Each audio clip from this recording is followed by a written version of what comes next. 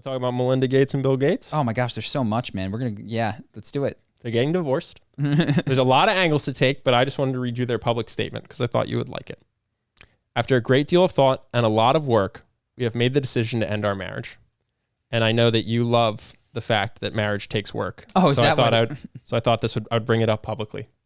I don't know. I don't know what goes on. I watched the Bill Gates documentary. I watched them talk. The one thing that you did send me, which you knew would make my blood boil. Yeah, I like to make your blood boil. Was what we had discussed previously on the podcast was how Bill met Melinda at Microsoft, asked her on a date. She said no, asked her again.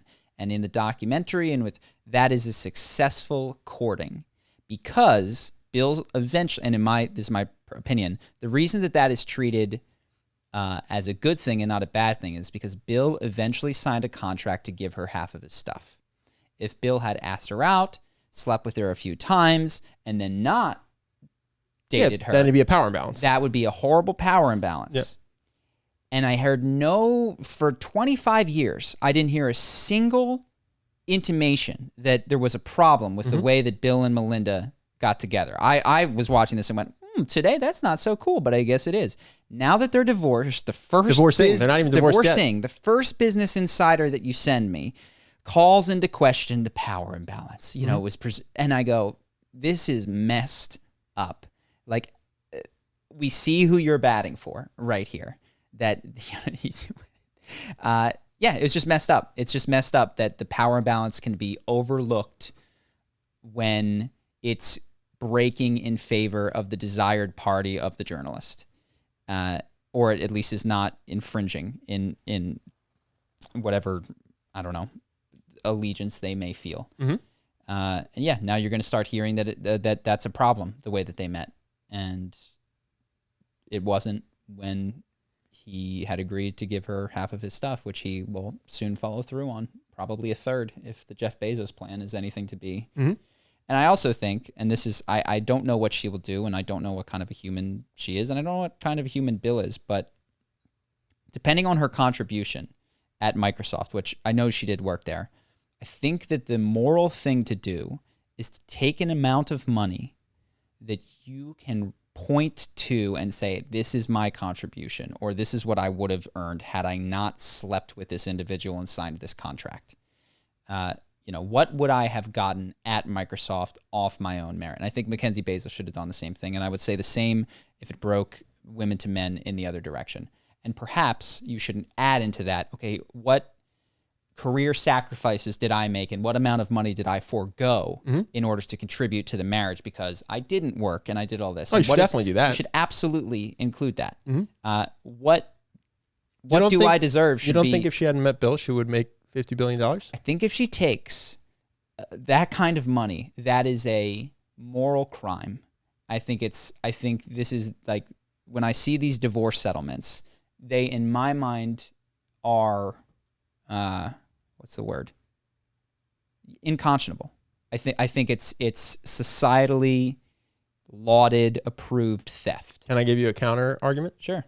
When Robert Downey Jr. does Iron Man 1, huge success, goes back to Marvel Studios, negotiates a new contract, gets a bunch more pay. That's just considered cool because he negotiated well. If they don't have a prenup, then Melinda Gates just negotiated her contract well. Sure. And you know what? I think that's this is my problem with capitalism, or one of my big problems, is that it values contracts so dearly and not value creation. This actually is something we've hinted at. This is my fundamental problem with capitalism. We've hinted at, but we've never spelled this out. So socialists argue that capitalism is bad because it leads to people getting money that too much money. Super simplifying.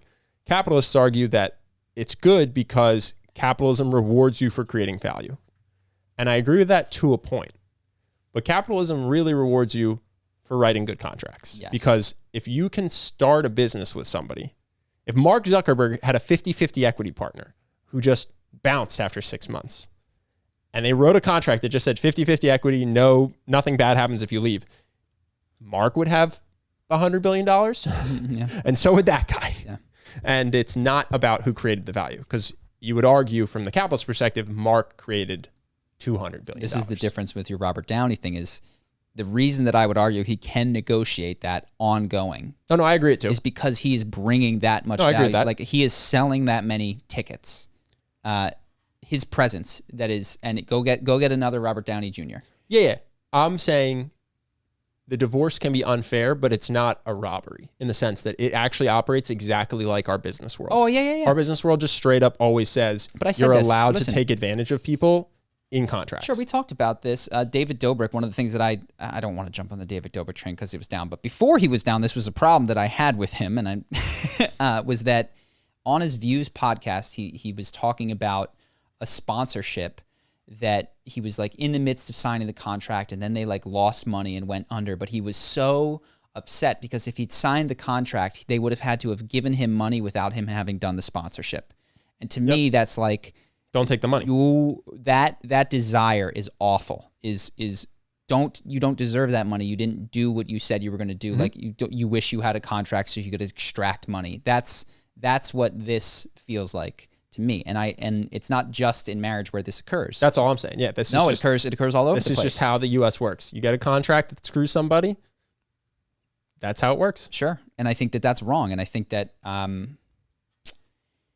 if you are the beneficiary, and if I am the beneficiary of a contract that I do not deserve the rewards to, that I would not exercise that and instead give it back, And so we've talked about this with our business, which is, okay, we have a contract that says we're 50-50 owners and we get 50-50 of the profits. Is that appropriate given what we've brought to the business versus what some of our employees have brought to the business, given the risks that we've taken versus some of the risks that they've taken? Well, we're no longer 50-50. Someone has 7% of it. And so, and to be clear, we could have hardball negotiated him, I think, easily to none. Yeah. No, he's a super nice guy, loves the business, loves the team, and does well outside of the company with investing. So I don't think But I think it feels, the amount that he has right now feels appropriate. I agree. To his thing. So in any event, it's not just marriage. It's not just Melinda. It's not just Mackenzie. It's any sort of, I have a contract that says I'm owed this, therefore I'm going to do it. I think that's messed up, and I wish people wouldn't do it. And I hope that I don't do it in my own life. So that's all. Hope that you guys enjoyed that clip. If you want to see more like this and have us do more podcasts, we are 100% funded by our generous patrons. And if you'd like to contribute, there's a link in the description, and we'll have one pop up on the screen right here so that we can do more podcasts where we have fun conversations and hopefully some deep ones like this. Either way, hope that you enjoyed the video, and I will see you in the next one.